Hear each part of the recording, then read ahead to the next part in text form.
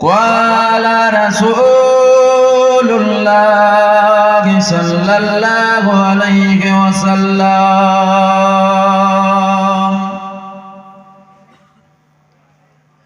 আল উলামা ওয়ারাসাতুল আমবিয়া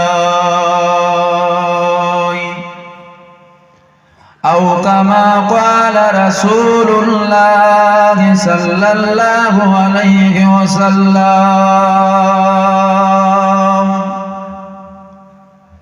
اتقوا فراسة المؤمنين فإنه ينظر بنور الله সকলে বলেন আলহামদুলিল্লাহ যদি বলুন আলহামদুলিল্লাহ।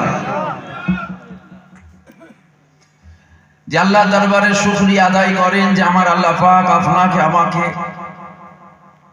বড় নিয়ামতের জায়গায় বসিয়েছে।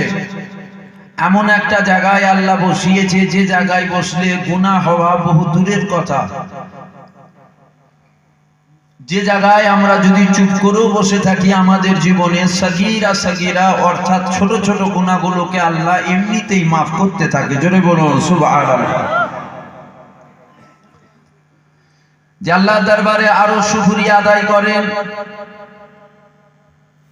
যে আমার আল্লাহ পাক আপনাকে